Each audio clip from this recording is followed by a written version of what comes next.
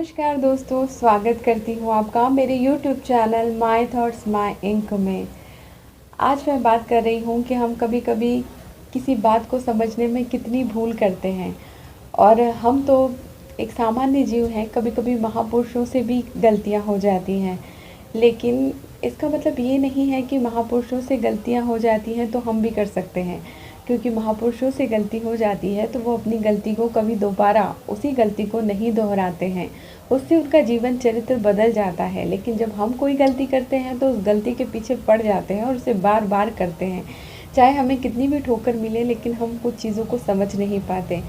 यही वजह है कि कभी-कभी हमारे माता-पिता, शुभचिंतक, धर्मशास्त्री या रामायण, महाभारत, भागवत गीता जैसे महान ग्रंथ हमें कोई शिक्षा देते हैं, तो या तो हमें वो शिक्षाएँ समझ ही नहीं आती है या फिर हमें लगता है कि ये सब अर्थहीन बातें हैं, इनका आज के युग में कोई अर्थ नहीं निकलता। और सिर्फ़ आज के ही युग में क्यों, जिसने उनकी रचना की थी, एक बहुत ही खूबसूरत छोटी-सी कहानी है। आज मैं यही कहानी लेकर आई हूँ आपके लिए।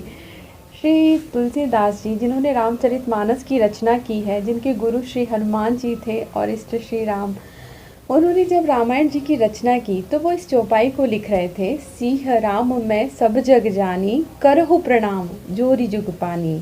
अर्थात सब में राम है और हमें सबको प्रणाम करना चाहिए। कहने का सार है कि सभी ईश्वर का रूप है और सभी से अच्छा व्यवहार करना चाहिए। सब में ईश्वर को देखेंगे तो जीवन सफल हो जाएगा।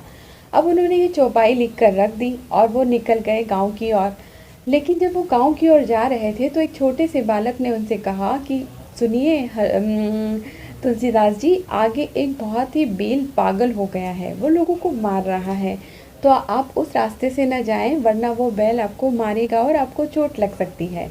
अब श्री तुलसीदास जी को लगा कि ये कल का बच्चा मुझे उपदेश देता है, सभी में राम है, मुझे किसी चीज़ का डर नहीं, मैं जाऊंगा और उस बेल रूपी राम को प्रणाम करूंगा और आगे बढ़ जाऊंगा, इस बच्चे को कुछ पता नहीं है। अब वो इसी धुन में आगे निकले और उन्हें उसी पागल बैल ने टक्कर मार दी और वो गिर गए। अब उन्हें बहुत क्रोध आया और वो घर जाने के बजाय वापस उसी स्थान पर आए जहाँ की वो अपनी इस चौपाई की रचना उन्होंने की थी कि सीह राम मैं सब जग जानी, करहु प्रणाम जोरी जुग पानी। वो उसे फाड़ने ही वाले थे कि इतने में श्री हनुमान जी प्रकट हो गए। तब उन्होंने कहा कि पुत्र, तुम ये क्या कर रहे हो? तो तुलसीदास जी कहते हैं कि प्रभु, ये चौपाई गलत है, हर चीज़ में राम नहीं है। अगर होते तो वो बेल को जब मैंने राम समझ के प्रणाम किया था तो वो बेल मुझे इस तरीके से घायल ना करता। तब हनुमान जी ने कहा कि तुलसीदास जी, आप अपनी ही लिखी हुई चौपाई का अर्थ नहीं समझ पाए। अगर आपने बेल में भगवान श्री राम को देखा तो उस बच्चे में जो दौड़कर आपकी रक्षा करने के लिए आया था कि आप आगे मत जाइए वरना आपको बेल मार सकता है, उसमें आपने श्री राम को क्यों नहीं देखा? तब श्री तुलसीदास जी को गलती का एहसास हुआ कि चौपाई में गलती नहीं थी, उनकी समझने में कहीं न कहीं गलती हुई थी। ऐसा ही हम भी करते हैं, कितनी ही बातों को गलत समझ जाते हैं या फिर समझने की कोशिश ही नहीं करते हैं।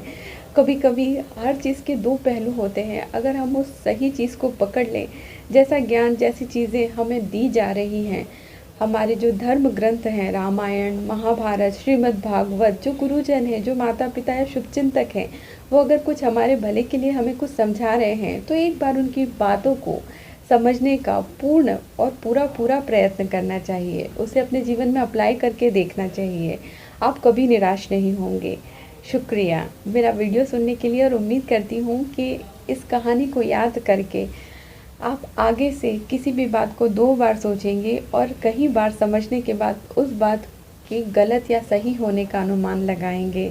तो मुस्कुराते रहिए, अपने जीवन को धर्म शास्त्रों के हिसाब से, अपने माता पिता के हिसाब से, अपने शुभचिंतकों के हिसाब से ही चलाइए। कभी कभी हम गलत मार्ग पर भी जा सकते हैं। तो सभी की राय लेकर, सभी की सीख और सभी की शिक्षाएं अपने जीवन में ग्रहण करके आगे बढ़ना ही अच्छा है। प्रणाम, नमस्कार।